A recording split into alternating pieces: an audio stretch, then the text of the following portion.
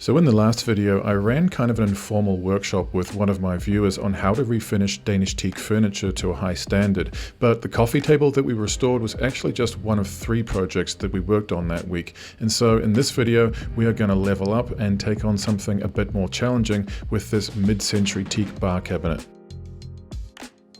This is a super classy design, but it's been knocked around a bit. And so although both Dimitrios and I are big fans of this design series, this one's already had a number of repairs done on it which are starting to fail again. And so this will definitely be a full repair and restoration process rather than a straightforward refinish. To be honest, I was actually kind of skeptical about whether this tall, boxy configuration would be popular enough to sell, but Dimitrios talked me into it, and I have to say it's growing on me already. Along with some stains on the top, we've also got some wax-filled touch-ups on the front here, and so it looks like somebody has sunk some screws in and used melting wax to cover it up. But first we need to take a look at the undercarriage assembly. One of the legs has got a crack in it, and so we want to see if we can remove it from the frame by first removing these steel brackets, which are definitely not part of the original design. But what I can see now is that the leg has already been re-glued at some stage, because in trying to remove it, all I'm doing is making the crack bigger, and so we're going to have to repair it in place, because if I keep hitting it, it's just going to come apart completely. In order to do a strong and permanent repair here, we're going to use 2-part boat epoxy with a syringe to get right into that crack and create a bond which won't come apart again in future. Epoxy is expensive and it's not always necessary, but in a situation like this, it's definitely the superior choice.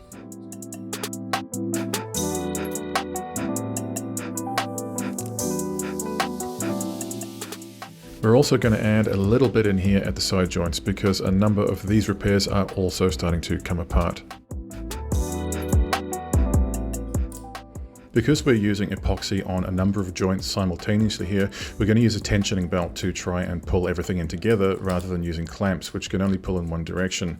We'll leave it to dry off overnight and take a look in the morning, and in the meantime we can get on with stripping the old finish off. As with all my projects, we're going to use Universal Stripper to draw all of the oil and dirt up out of the surface before we start sanding. It's a messy and time-consuming process, especially with these big tambour doors here, and a lot of people would probably just go straight to sanding on a piece like this, which doesn't have any paint or lacquer on it, but I feel it gives you a cleaner surface to start with and a cleaner finish at the end.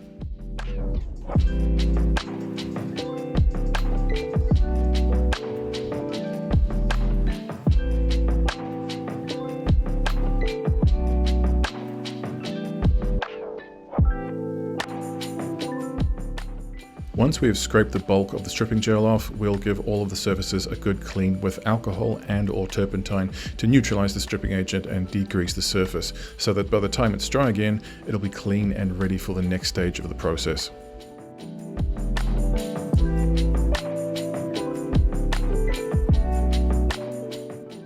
Ironing isn't always strictly necessary, and it also comes with risks, but the tambour doors here had a couple of light scratches which looked to me like they could be lifted out again. There are also some dents on the solid teak edge banding which we really need to try and pop out again too, because they disrupt the natural contours and shadows of the design, which can really stand out on a refined and minimalistic design like this one. We're going to leave everything to dry off overnight now, but before we leave, I'm going to use some pigmented wood filler to fill in some of these larger scratches and dents that the iron couldn't pull out again, including the one on the front which previously had wax in it. To be honest, it didn't actually look too bad in terms of the color match, but because it was a totally different material, it reflected light differently and really caught the eye at certain angles.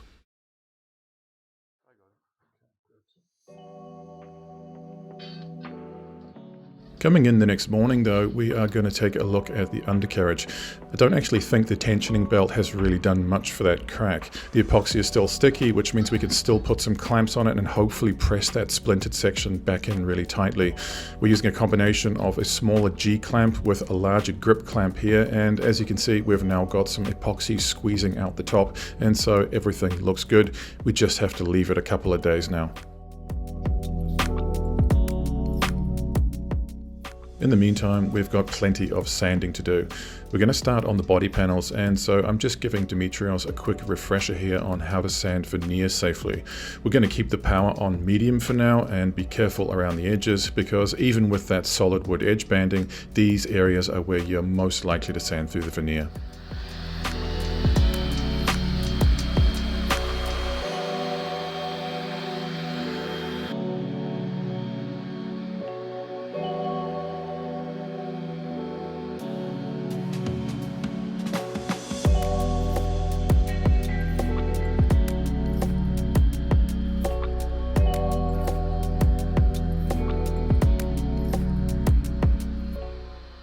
I have to say, I'm really surprised that this stain hasn't lifted yet. I would normally expect something like this to come out with the stripping gel, and so the fact that it's still there after a round of sanding means we are probably going to have to use some bleach on it.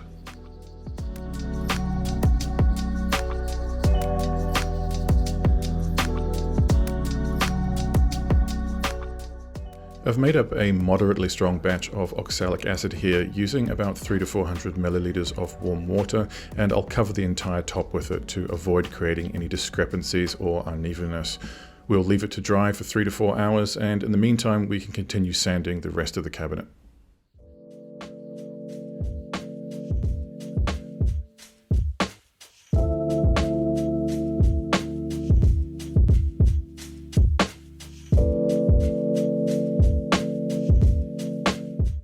Because of all the prep work we've done already, the process of sanding has definitely been made a lot easier, although we still have to be very careful that we don't disrupt these fine lines and contours.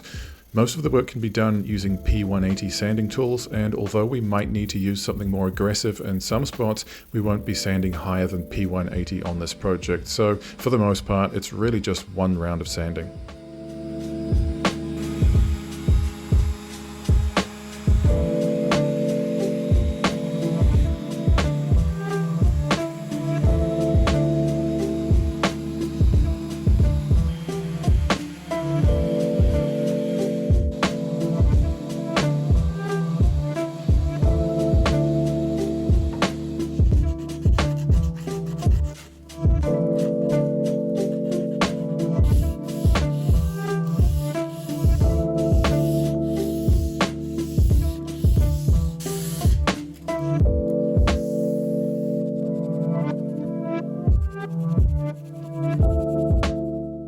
So at this stage it looks like the oxalic acid has done its job and removed the bulk of that stain.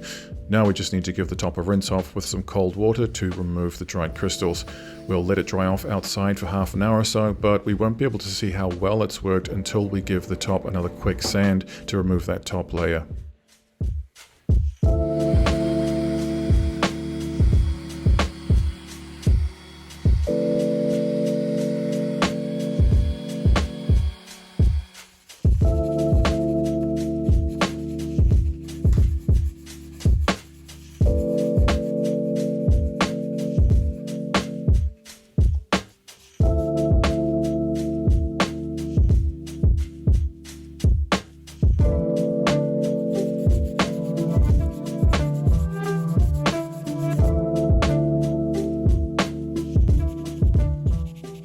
What I'm doing here is a classic woodworker's trick for hiding cracks or gaps, where you just rub a bit of wood glue in and then pack some sawdust or wood dust on top. What I'm using here is the dust that we've created from sanding, and so this will obviously be a pretty good color match and will help to hide or blend out the cracks even better.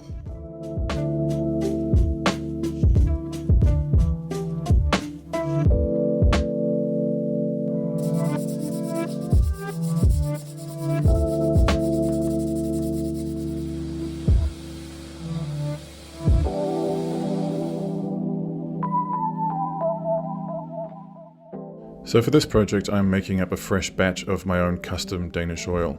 I've been experimenting with a number of different variations lately, but for this piece we want to enhance the rich amber tones, and so I'm going to stick with the Waterlock's tung oil varnish as the primary toning and hardening agent.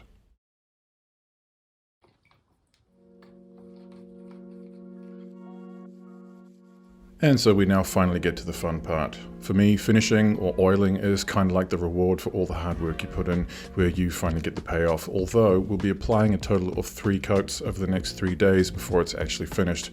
We'll saturate the wood in the oil, wait for about 30 minutes or so for it to soak in, and then wipe off the excess. Right now the weather is fairly warm and dry, but we'll still need a minimum of 8 hours between coats, and so for the most part we'll be leaving it to dry overnight before adding another coat.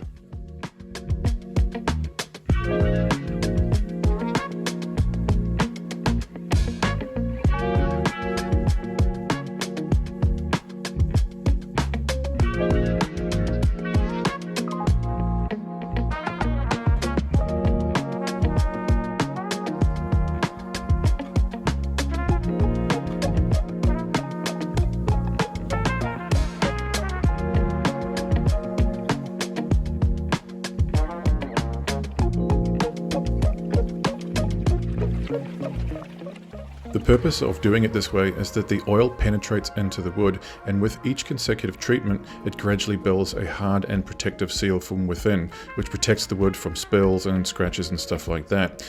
It gives the surface a sort of a natural satin sheen as well, and so I find that once it's finished it enhances the wood grain in a uniquely natural way.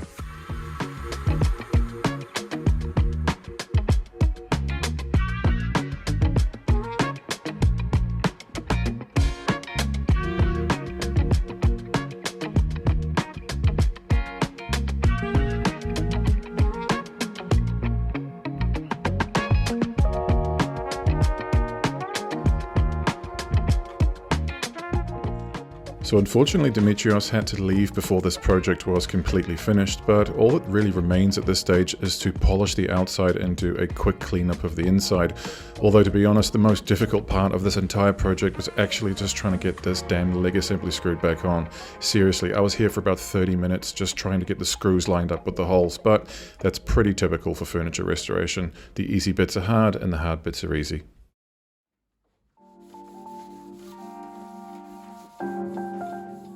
Before I give the outside its final polish with wax, I'm going to run over everything with a Scotch-Brite pad to make sure that there are no little bits of dirt or dust caught in the finish. This will also just add that little bit more sheen and consistency in terms of how it's going to look once it's polished and completely finished.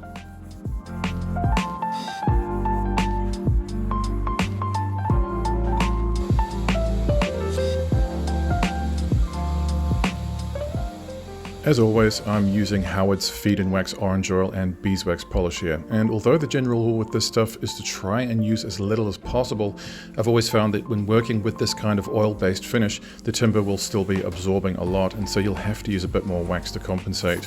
I'm applying it with fine steel wool in the direction of the grain, and I will leave it to soak in for about 15 to 20 minutes before buffing it back off again with a fresh cloth or rag.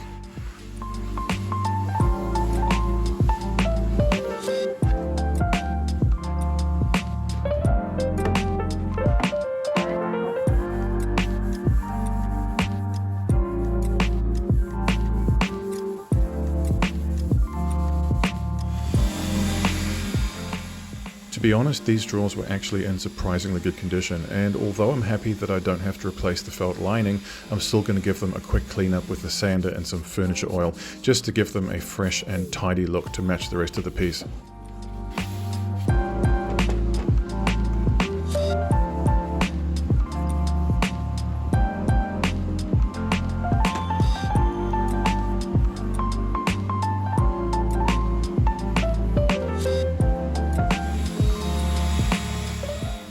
And same goes for the internal shelves here. They are all in good condition, but they're a bit faded and scuffed, and so a quick buzz with the sander and some oil is really all they need to make them look new again.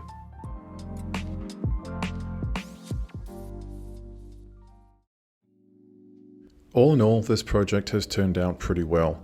My only complaint is that there were a few marks on the top that we just weren't able to get rid of in the end, but that's just how it goes sometimes with vintage furniture, and I think for a taller piece like this one, it's not too much of a big deal.